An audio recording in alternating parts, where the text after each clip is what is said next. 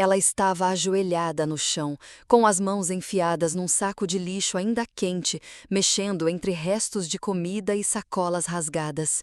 E então, como se fosse a coisa mais normal do mundo, pegou um osso de frango já mordido e começou a comer. Roía devagar, como se aquilo fosse o último pedaço de comida que veria naquele dia. Eu vi tudo da janela lateral do restaurante onde trabalho. Era cedo, umas 7h30 da manhã. Estava começando mais um dia comum para mim, preparando as mesas, passando pano no balcão, tentando manter a cabeça ocupada. Até que vi aquela cena, e nada mais foi comum depois disso. Ela era pequena, devia ter uns 7 anos, magra, com os cabelos embolados, a camiseta larga demais para o corpo e um tênis furado. Mas o que mais chamou minha atenção não foi a aparência, foi o jeito como ela segurava o osso, com as 2 mãos, como se fosse valioso, como se aquilo fosse a única coisa boa que ela tivesse ganhado em muito tempo. Ela estava tão concentrada, tão entregue àquela fome silenciosa, que nem percebeu que eu a observava. Ou talvez tenha percebido, mas não se importou, porque quem passa fome aprende cedo a ignorar o olhar dos outros. Eu fiquei parada, congelada, um pano de prato na mão, o coração batendo forte no peito. Tive que me segurar na beirada da pia para não cair. Aquela menina não era só uma criança na rua, era diferente. Tinha algo nela que me cortou por dentro, um sentimento que eu não conseguia explicar, um aperto no peito, uma angústia que veio de dentro. Era como olhar para um pedaço meu que tinha sido arrancado e deixado no mundo sem proteção. Por mais absurdo que parecesse, por mais irracional que fosse, alguma coisa em mim dizia: ela é minha. Fiquei ali, parada, observando enquanto ela terminava de roer o osso, limpava a boca com o braço e se levantava devagar. Não correu, não demonstrou medo, saiu andando pela calçada como se já estivesse acostumada a desaparecer. Mas antes de dobrar a esquina, ela olhou para trás, por um segundo. Um olhar rápido, mas forte o suficiente para fazer meu corpo inteiro estremecer. E naquele instante eu soube, mesmo sem saber o nome dela, mesmo sem ter certeza de nada, eu soube. Aquela menina era minha filha. Pode parecer loucura, pode parecer invenção da minha cabeça, mas tem coisas que o coração reconhece antes da mente entender. Eu não vi a minha filha há 6 anos, desde o dia em que ela foi tirada de mim, desde o dia em que meu ex-marido desapareceu com ela, depois de me ameaçar e me impedir de lutar por ela. Eu tentei, Deus sabe que eu tentei. Procurei em hospitais, em abrigos, em todos os lugares possíveis. Fiz boletins de ocorrência, procurei advogado, implorei ajuda. Nada. Era como se ela tivesse sumido do mundo. E agora, de repente, ali estava aquela menina, revirando o lixo do restaurante onde eu trabalho todos os dias, como se nada tivesse acontecido. Naquela noite, eu não dormi. Deitei na cama e fiquei olhando para o teto escuro, ouvindo o som distante dos carros passando na avenida. A imagem daquela criança não saíra da minha cabeça. O jeito dela andar, os olhos fundos, o silêncio, tudo me dizia que ela tinha sofrido, que estava sofrendo, e que talvez, só talvez, ainda houvesse tempo para salvá-la. Eu sabia que não podia simplesmente correr atrás dela e perguntar: "Você é minha filha?" Eu sabia que precisava ir com calma, que ela precisava ir com calma, que podia fugir de novo. Mas também sabia que, se eu não fizesse nada, ia me arrepender pro resto da vida. Na manhã seguinte, cheguei mais cedo. Preparei um prato a mais. 2 pãezinhos com manteiga, ovos mexidos e um copo de leite morno. Coloquei tudo na mesa do canto, a mais afastada. Não falei nada, não chamei ninguém. Apenas deixei ali e esperei. Como quem espera um milagre pequeno, silencioso, mas poderoso o suficiente para mudar uma vida inteira. Não sei se um dia alguém já arrancou algo seu de forma tão violenta que nem gritar você conseguiu. Algo que te pertence, que nasceu de você, mas que, de repente, não está mais lá. Foi assim que tiraram minha filha de mim. O nome dela era Lia, um nome curtinho, doce, que eu escolhi ainda grávida, antes de saber se era menina mesmo. Eu me lembro de como escrevia esse nome nos cadernos velhos, como se tentar ver escrito me fizesse acreditar que aquela criança ia ter um futuro diferente do meu. Mas a vida, às vezes, não segue roteiro nenhum. A gente planeja um lar, sonha com uma família e, de repente, tudo vira poeira. O pai da Lia era o tipo de homem que só mostra um monstro depois que te prende. Quando nos conhecemos, ele parecia gentil, trabalhador, atencioso. Mas depois que engravidei, ele mudou. Começou a controlar tudo, o que eu vestia, com quem falava, até quando eu podia sair. Se eu sorrisse para alguém no caixa do mercado, ele dizia que eu estava me oferecendo. Eu comecei a andar com medo, a viver com medo, a dormir com medo. Quando Lia nasceu, eu achei que ele ia mudar, que o nascimento de uma filha traria alguma luz para dentro dele.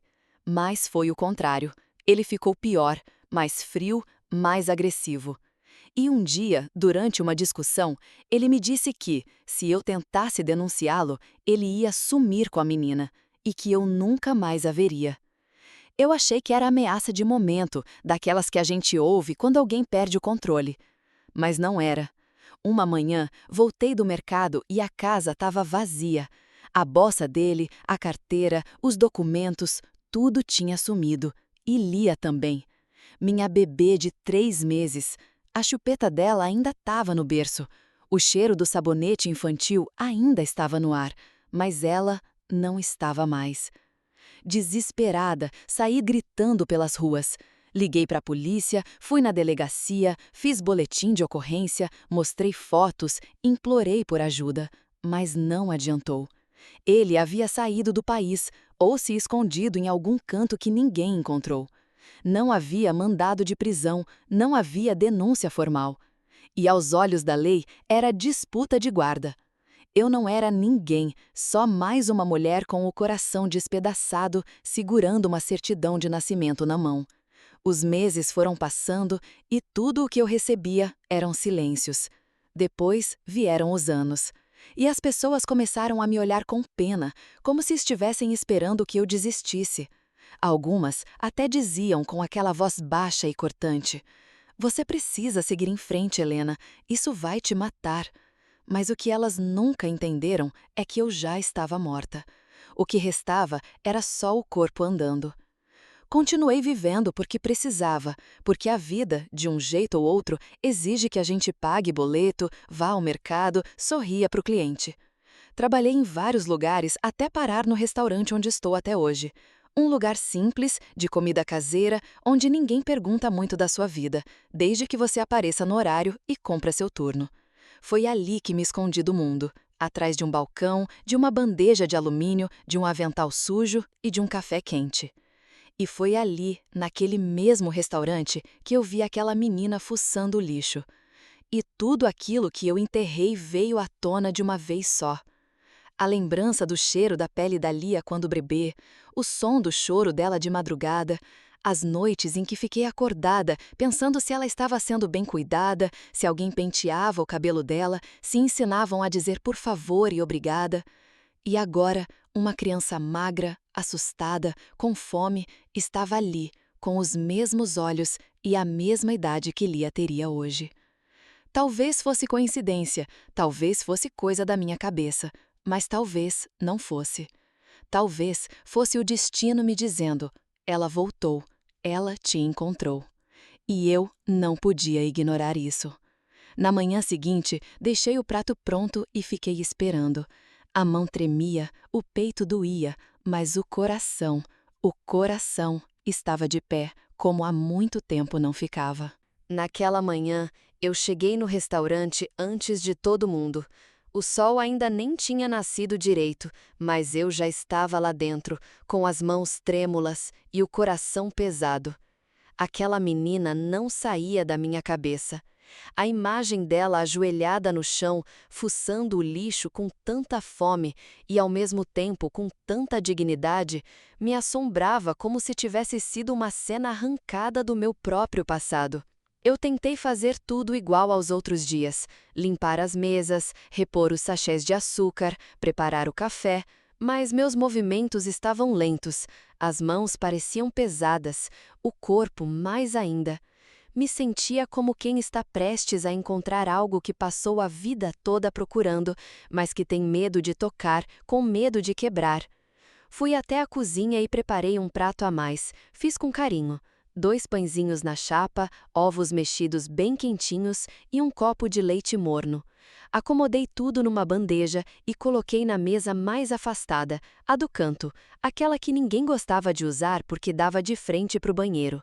Coloquei ali de propósito, disfarçado, como quem esquece, mas espera, como quem finge que não preparou nada, mas torce para aquilo ser notado. Depois voltei para o meu posto atrás do balcão e esperei. Às 7h40, ela apareceu. Veio devagar, os passos curtos, a cabeça baixa. Olhou em volta como quem já espera ser mandada embora de todo lugar. Mas quando viu o prato sobre a mesa, ela parou. Ficou ali, parada, olhando para a comida com uma expressão que eu nunca vou esquecer. Não era só surpresa, era como se ela não acreditasse, como se não soubesse o que fazer com aquilo. Eu não disse nada, continuei limpando o balcão, como se fosse só mais um dia normal, mas por dentro cada segundo parecia durar uma eternidade. E então ela se aproximou da mesa, puxou a cadeira com cuidado, sentou, pegou o garfo e comeu. Com calma, mas com pressa, como quem quer aproveitar, mas tem medo de perder.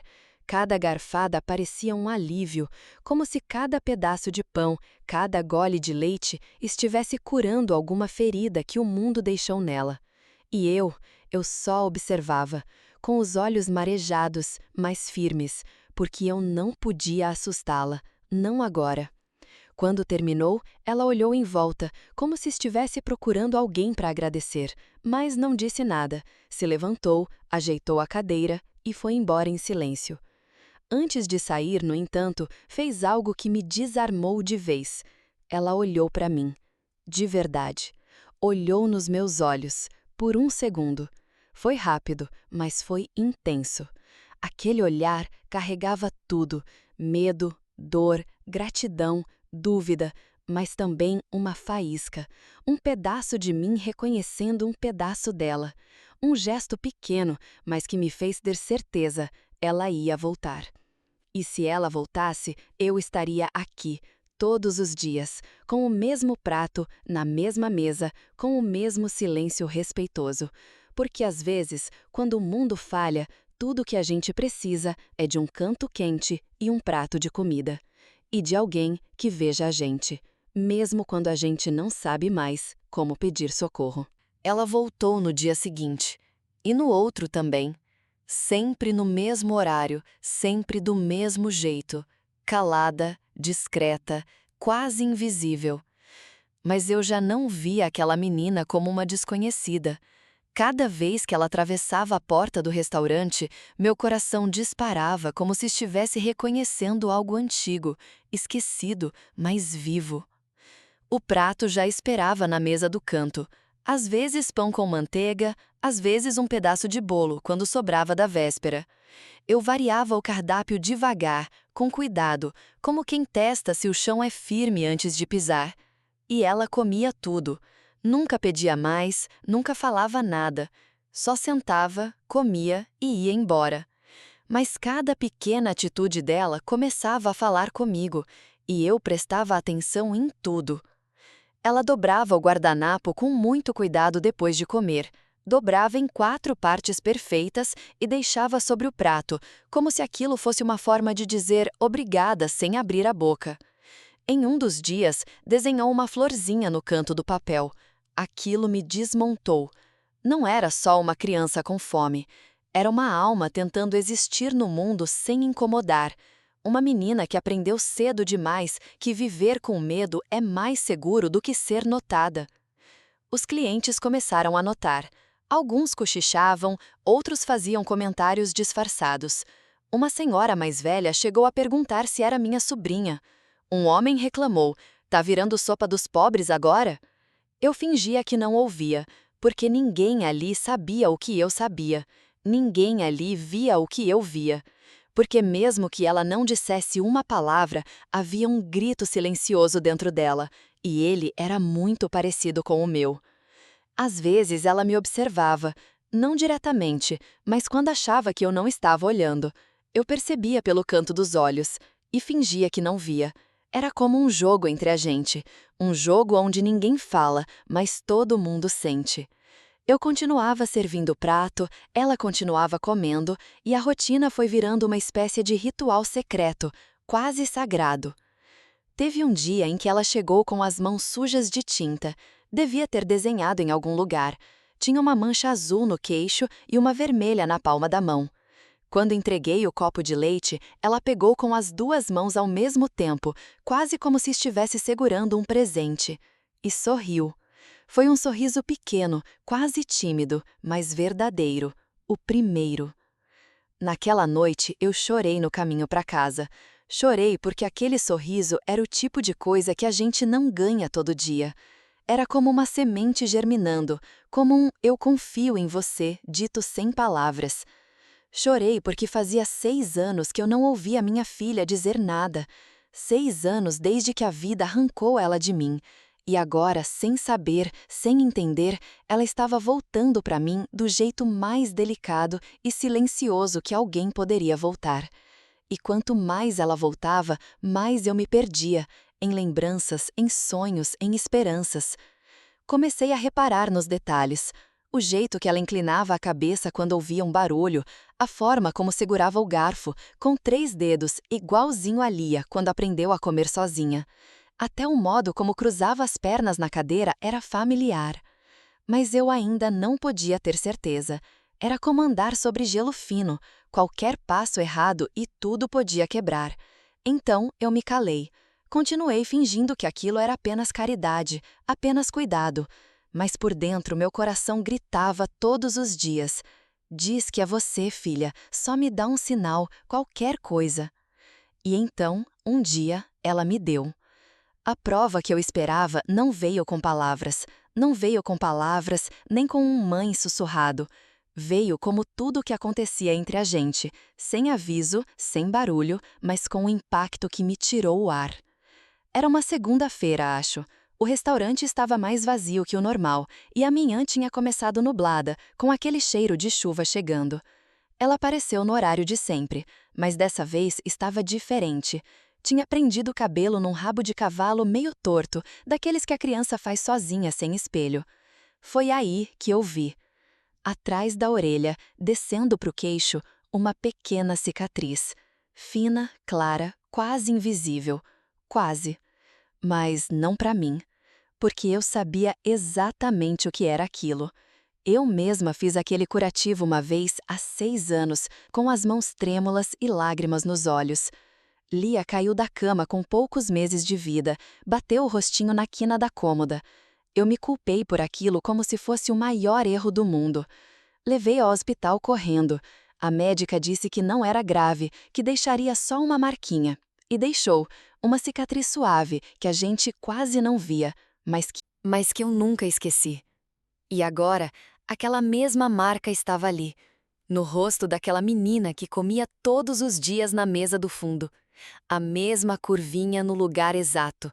O mesmo traço suave que ficou quando a ferida secou. Eu tive que me apoiar no balcão. As pernas falharam. O pano caiu da minha mão. Tudo ficou embaçado por um instante, e eu só consegui respirar fundo e manter o disfarce. Porque se eu demonstrasse demais, ela podia perceber, podia fugir. E eu ainda não tinha certeza se o mundo não ia me tirar ela de novo. Mas por dentro, eu já sabia. A menina do lixo, a menina do prato do canto, a menina do guardanapo dobrado. Era a minha filha, Lia, a minha Lia, com o mesmo olhar, a mesma marca, o mesmo silêncio. Continuei o dia como pude. Atendi clientes, servi cafés, sorri com a boca e me calei com o coração. Quando ela saiu, me olhou de novo. Demorou um pouco mais para desviar os olhos, como se ela também estivesse sentindo alguma coisa, como se o corpo dela reconhecesse o cheiro do meu avental, o som da minha voz. E eu tive vontade de correr até ela, de abraçá-la, de gritar para o mundo: ela voltou, ela tá viva. Mas não fiz nada. Não ainda. Voltei para casa andando devagar naquela noite. O vento estava gelado, mas meu corpo todo queimava por dentro. Deitei na cama com a cabeça girando. Eu já não sabia mais se estava vivendo um milagre ou enlouquecendo. Abri uma caixinha antiga que guardo no fundo do armário. Dentro, algumas coisas que restaram da Lia bebê. Uma pulseirinha da maternidade, um macacãozinho rosa e uma foto. Ela dormindo no meu colo, com uma gaze branca no queixo, dias depois da queda. Segurei a foto contra o peito e chorei. Chorei como anos eu não chorava, de alívio, de medo, de esperança. E decidi. Eu ia esperar mais um pouco. Um dia a mais. 2, talvez. Mas se o universo não fizesse algo, eu faria. Eu ia descobrir tudo. Porque mesmo sem ouvir a voz dela, mesmo sem ouvir mãe, eu já tinha escutado tudo o que precisava. E nada, absolutamente nada, ia me impedir de trazer minha filha de volta. Ela não apareceu no dia seguinte, nem no outro, nem no terceiro. Na primeira manhã, tentei me convencer de que ela só tinha se atrasado. Continuei olhando para a porta a cada 5 minutos, fingindo que não esperava. Mas esperava. O prato estava lá, na mesma mesa de sempre. Fiz igual todos os dias: 2 pães, ovos mexidos, leite morno. Ajeitei tudo com cuidado e esperei. Mas nada. Quando o relógio marcou 8h30 e ela não chegou, comecei a sentir um aperto no peito, uma sensação ruim, pesada, que já me era conhecida. O tipo de silêncio que não vem por acaso. No segundo dia, preparei o prato do mesmo jeito. Coloquei na mesa, arrumei o guardanapo, deixei até um biscoitinho junto, como quem diz: volta por favor. Mas a cadeira dela ficou vazia outra vez. Os clientes vinham e iam, a cidade seguia seu ritmo, mas meu mundo parecia estar preso num ponto que não andava. No terceiro dia, eu quase não consegui trabalhar. Servi as mesas no automático, sorria sem vontade, derrubei uma xícara, me cortei com uma faca. O pessoal do restaurante notou que eu estava estranha. Perguntaram se estava tudo bem. Eu menti. Disse que era só cansaço, que era cólica, que não dormi bem. Mas a verdade é que eu já sabia o que estava acontecendo. Ela estava sumindo. De novo. Era como se a vida estivesse brincando comigo, me mostrando o gostinho, me dando a esperança e tirando tudo de novo, sem explicação. Exatamente como da primeira vez. Na quarta manhã, eu não consegui conter. Fiquei no canto da cozinha, encostada na parede, com o prato dela ainda nas mãos. Chorei baixinho, escondida, com a cabeça abaixada para ninguém ver. Era como perder ela pela segunda vez, e dessa vez com os olhos abertos. Comecei a andar pelas ruas do bairro depois do expediente. Andava devagar, olhando para as calçadas, para os becos, para cada criança de blusa larga que cruzava comigo. Entrei em padarias, perguntei em mercados, fui até uma praça próxima, como quem busca algo que nem tem certeza se vai encontrar. Mas nada, nenhuma pista, nenhum sinal. A cidade era grande demais, e ela era pequena demais. Cheguei a pensar em ir à polícia, em fazer perguntas. Mas o que eu diria? Estou procurando uma criança que apareceu no meu restaurante por algumas semanas, eu acho que é minha filha, mas nunca perguntei o nome dela? Eles ririam de mim, ou pior, iam achar que eu estava maluca. Na manhã do quinto dia, o prato ficou frio sobre a mesa. Ninguém tocou. Eu não tive coragem de tirar. Olhar para aquela comida intocada era como olhar para a ausência dela. Como ver uma foto de quem ainda está vivo, mas já parece ter ido embora. E foi nesse dia, logo depois das 9, que tudo mudou. Estava limpando uma mesa perto da porta quando vi os carros. 3 viaturas.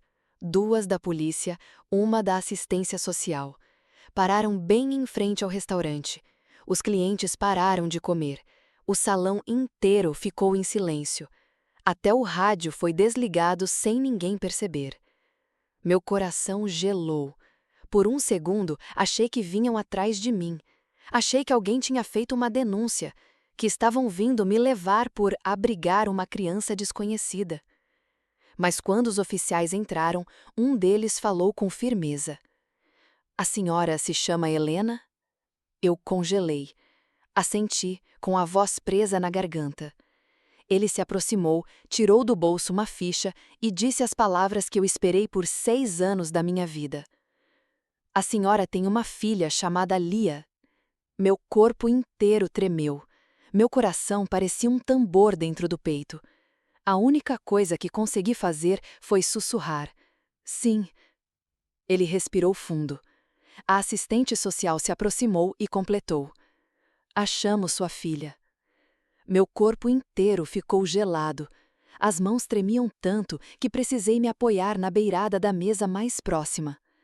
A assistente social continuava falando, mas eu mal ouvia. As palavras chegavam aos poucos, como se o mundo tivesse ficado em câmera lenta. Ela fugiu de um abrigo depois da morte do pai adotivo. Estava vivendo na rua havia algumas semanas. Um funcionário da assistência a reconheceu numa foto de câmeras de segurança e avisou a equipe. Ela estava entrando neste restaurante com frequência. Disse que não lembrava de muita coisa, só do nome da mãe, Helena. Quando ouvi isso, minha visão embaçou. As lágrimas vieram antes mesmo de eu perceber. O nó na garganta era tão grande que eu mal conseguia respirar.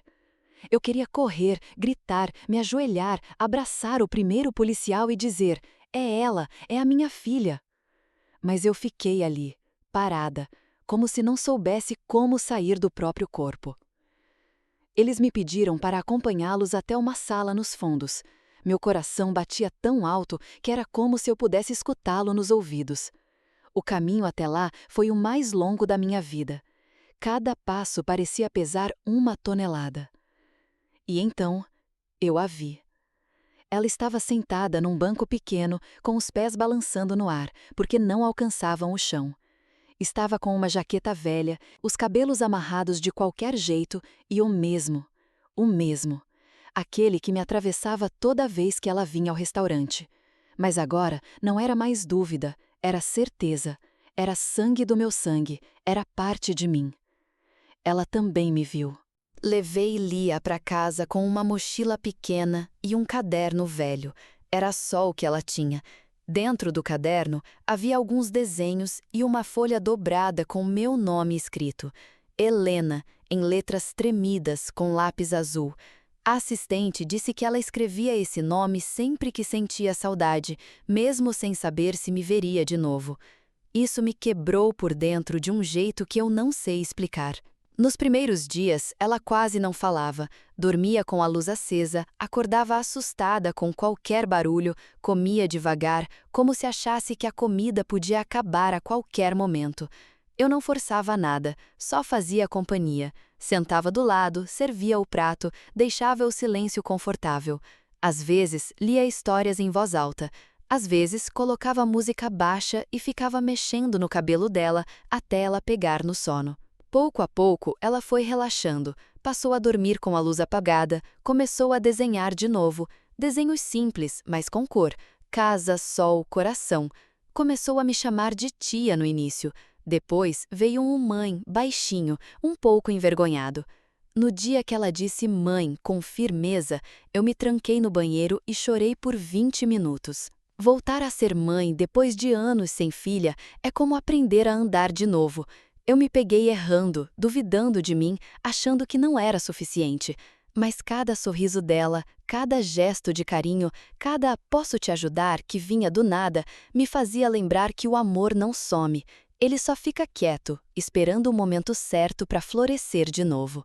No restaurante, tudo mudou também. Quando souberam da história, os comentários maldosos sumiram. A gerente, que antes me chamava no canto, me deu um abraço.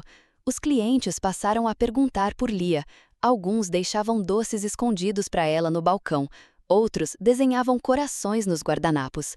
Era como se todo o bairro tivesse percebido que às vezes a vida dá voltas, mas quando o amor é de verdade, ele encontra o caminho de volta. Hoje, Lia estuda numa escola pública perto de casa, vai e volta comigo todos os dias. Adora ciências, gosta de pintar com giz de cera e ainda come pão com manteiga como se fosse o prato mais gostoso do mundo. E todos os dias, sem que eu peça, ela dobra o guardanapo depois do café da manhã e deixa em cima da mesa, igual fazia lá no restaurante. Como se fosse o nosso código secreto, nosso lembrete silencioso de que a gente venceu. Eu ainda tenho medo às vezes, pesadelos, inseguranças, mas toda vez que penso no que a gente passou, no que enfrentamos para estarmos aqui, olho para ela e lembro: Lia não é só minha filha, ela é minha chance de recomeçar, e eu sou a dela. A gente não fala muito sobre o passado, não por vergonha, mas por respeito.